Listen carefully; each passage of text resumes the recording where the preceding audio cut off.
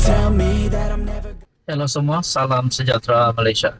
Tuan dan puan-puan yang amat dihormati, seperti yang kita sudah tahu dan sedia maklum bahwa bertarikh 27 Ogos, Muhyiddin sah dihadapkan ke mahkamah, di mana Muhyiddin Yassin, bekas Perdana Menteri, dihadapkan ke Mahkamah Session Gua Musang atas isu mempertikaikan kewibawaan yang di Pertuan Agong. Saudara-saudara yang amat dihormati, ini pasti satu berita duka cita untuk PN, untuk Muhyiddin dan penyokong Perikatan Nasional Bersatu. Apa yang akan terjadi kepada Muhyiddin selepas ini? Sedangkan sebelum ini ada gesaan bahwa gelaran Tan Sri Muhyiddin Yassin perlu ditarik balik. Mungkin ada juga menggesa Muhyiddin Yassin letak jawatan sebagai Presiden Bersatu, sebagai pengurus CPN. Muhyiddin minta dibicara atas tuduhan menghasut. Pengerusi Perikatan Nasional Muhyiddin Yassin minta dibicarakan atas pertuduhan menghasut. Dia mengaku tidak bersalah selepas pertuduhan dibacakan kepadanya di Mahkamah Session Gua Musang di hadapan Hakim Nik Muhammad Tarmizi, Nik Muhammad Syukri. Pertuduhan yang didakwa mengikut Section 4 dalam kurungan 1 Akta Hasutan kerana melakukan hasutan adalah atas ucapannya di Felda Perasu pada 14 Ogos.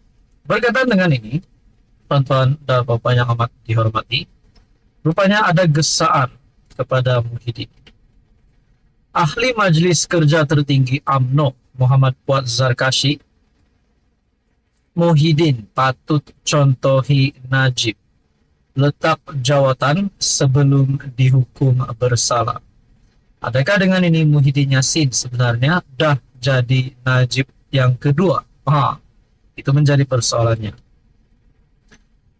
UMNO, MKT UMNO Muhammad Fuad Zarkashi menyarankan Muhyiddin letak jawatan sebagai Presiden Bersatu dan pengurus CPN. Katanya, bekas Perdana Menteri itu yang didakwa di Mahkamah Session atas tuduhan mengeluarkan perkataan menghasut di Felda Perasu di Gua Musang pada 14 Ogos lalu tidak wajar menjadikan alasan dia belum dihukum bersalah untuk tidak berundur. Tidak payahlah guna alasan bahwa dia belum dihukum bersalah. Ini berkaitan integriti. Dia didakwa rasuah kerana isu jana wibawa. Hari ini pula dia didakwa kerana isu 3R, Raja, Agama dan Kaum. Menantunya belum menyerah diri dan bersatu kala teruk di Nenggiri, katanya dalam satu hantaran. Ini adalah serangan yang diterima oleh Muhyiddin Yassin. Serangan demi serangan diterima oleh Muhyiddin Yassin. Selain daripada gesaan gelaran Tan Sri Muhyiddin ditarik, selain daripada jawatannya digugurkan sebagai pengurus CPN dan Presiden Bersatu, Fuad Zarkashi pula membuat kenyataan berkaitan dengan menantunya, berkaitan dengan kes rasuah jana wibawa yang melibatkan Muhyiddin Yassin, di mana Muhyiddin Yassin juga didakwa kerana isu jana wibawa. Dan yang terkini pula berkaitan dengan isu 3R, di mana perkara ini amat sensitif. Dalam pada itu, Fuad Zarkashi berkata, Muhyiddin sepatutnya mencontohi bekas Presiden UMNO Najib Razak yang kini meringkuk di penjara Kajang. Najib dia letak jawatan bila BN kalah pada PRU ke-14. Ketika itu dia belum didakwa. Tetapi kenapa dengan baggage yang berat masih mahu kekal jawatan? Pas pula bisu kerana masih keliru siapa Dajjal sendirinya. Sebelum ini, di label teruk daripada Dajjal, Presiden UMNO Ahmad Zahid berkata, pada hakikatnya yang bersifat Dajjal ialah PAS sendiri. Presiden PAS Abdul Hadi Awang menyifatkan UMNO sebuah parti rosak dan meneruskan agenda kebendaan bagi menegakkan kerajaan. Saudara-saudara, adakah dengan ini adalah satu kehancuran kepada PN kepada Bersatu dan PAS. Saudara-saudara, berkaitan dengan ini, apa komen Anda? Halo semua, salam sejahtera Malaysia, tuan-tuan dan puan yang amat dihormati. Saudara-saudara, terima kasih kerana terus setia dan bersama di dalam channel ini. Ada satu persoalan yang timbul selepas Malaysia Kini dalam satu artikel bertarikh 27 Ogos. Pendakwaan minta Daim periksa kesihatan mental.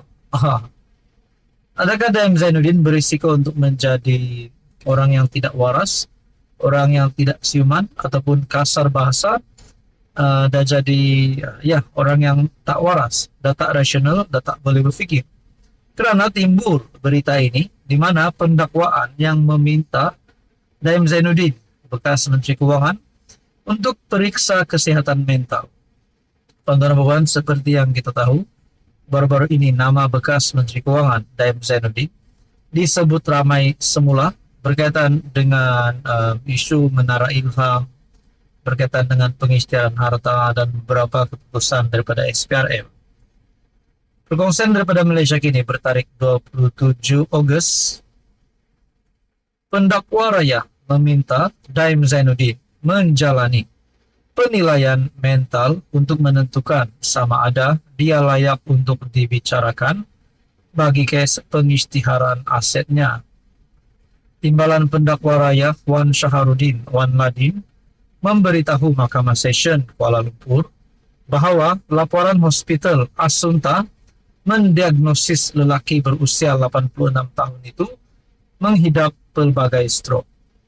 Saudara-saudara, di saat usia Daim Zainuddin yang sudah 86 tahun, adakah beliau menghadapi pelbagai penyakit?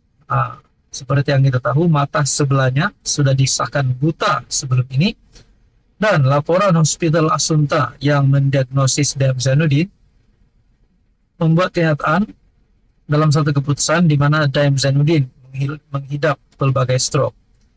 Pendakwa raya mengambil maklum bahawa pemeriksaan hospital swasta mendapati keadaan bekas Menteri Kewangan itu menjejaskan langkahnya yang mengakibatkannya kerap terjatuh. Mahkamah boleh mengarahkan Daim dihantar untuk pemeriksaan keadaan mentalnya di hospital kerajaan yang diwartakan. Kalau nak cakap Daim kritikal, mungkin kalau beliau kalah di mahkamah, kita dah boleh cakap dia kritikal. Namun kalau dalam keadaan kesehatannya, menurut Anda, apa komen Anda? Sekiranya kita kata, adakah Daim Zainuddin kritikal berkaitan dengan keadaan kesehatannya yang menghidap berbagai stroke dan juga kerap kali jatuh, begitu juga mata sebelahnya buta, dan yang terkini pendakwaan pula meminta Daim Zainuddin periksa kesehatan mental. Nak cakap Daim gila pun, rasanya tak juga. Jadi saudara-saudara, berkaitan dengan ini, apa komen Anda?